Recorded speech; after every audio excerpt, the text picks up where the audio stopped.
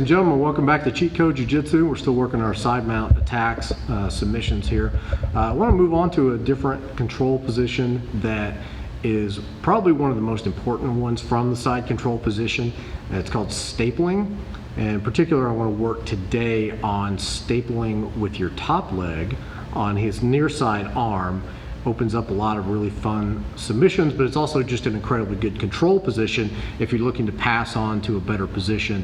It's really good to have that arm stapled down because it eliminates one of your opponent's ability or one of his points that he can use to exert control over you and prevent you from moving on to a better position. So from here, I'll show you what I'm talking about. If I can get it down here. Actually, spin your head that way. Perfect. So, traditional side control position that I was taught, we called it perfect side control, is where I get in here, I land, and I'm going to shoot over top of the arm, pull this up, take my hips into the space, and then turn down, and then now I have this arm dry docked. That's outstanding. There's good submissions and transitions from there, which we're going to work in some upcoming videos. But a lot of times, good game opponents, when I start turning my hips over and I start digging down to this elbow and looking to pull it up, first thing they do, they know what's happening. They're gonna shoot that elbow down to the ground, they're gonna put weight on it, and it's gonna become very difficult for me to lift it up.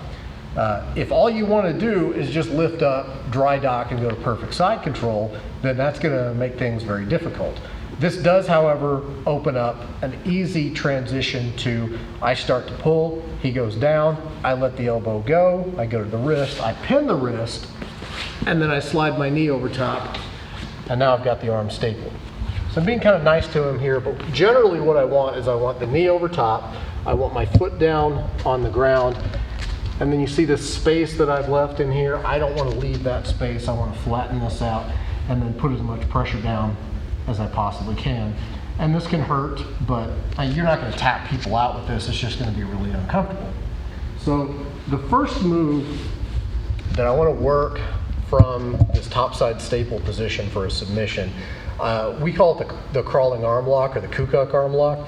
I got this from Craig Kukuk, one of my first, he's the top guy in my jiu-jitsu lineage. For those of you who don't know Craig, very first American to ever get a black belt from the Gracies.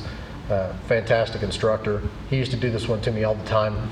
So for the crawling arm lock, I get here in my top staple position, and then I can get this either from a proper underhook or swimming around to get it on this side. Both of these work just fine.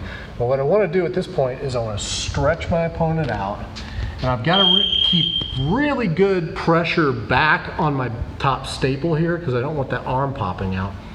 And then just slowly, I'm going to grip, and then this knee walks up to knee on belly. I'm going to continue pushing myself across.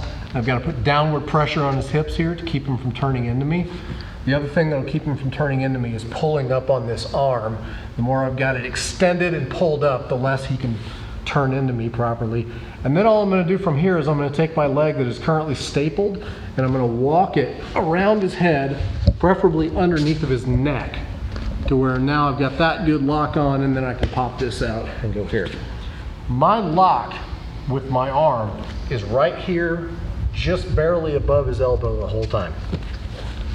Keep that lock in place, extend out. Now I'm just going to put a gable grip on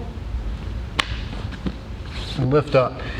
It seems like when you kind of see it happen a couple times, it seems like I don't really have a whole lot of control with that, because he should be able to turn back into me, he should be able to scramble out. If you do it right and you maintain control at all times, it's actually much more difficult for your opponent to get out than it looks like it should be. So, topside staple, top leg stapling this down, he's pinned in place, he can't really effectively shrimp away. Going from an underhook this time, I've got good underhook control here so he can't move.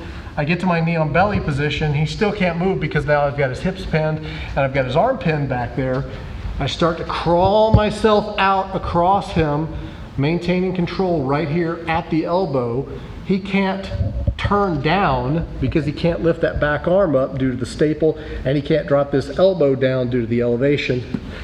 Comes over his head. This actually eliminates his ability to bridge, at this point. Now, I can drop this all down, lift that up and tap, lift it up here, get the tap, lift it up here. Got several different ways that I can do that, but you actually have a lot of control over the guy's body. It tends to be a real incremental crawl a little bit, change your position. As you walk your way through that, just do it slowly. You'll get yourself out into a good position. You can crank up on that arm, get a tap, really effective one. If you like the video, make sure you hit the like button. Really helps me out with YouTube being able to find or suggest my videos to people. Also, remember to subscribe to the channel, hit the little bell icon to turn notifications on. If you like what you're seeing, you'll see more, and you'll get notification every time I upload a new video. See you guys next time.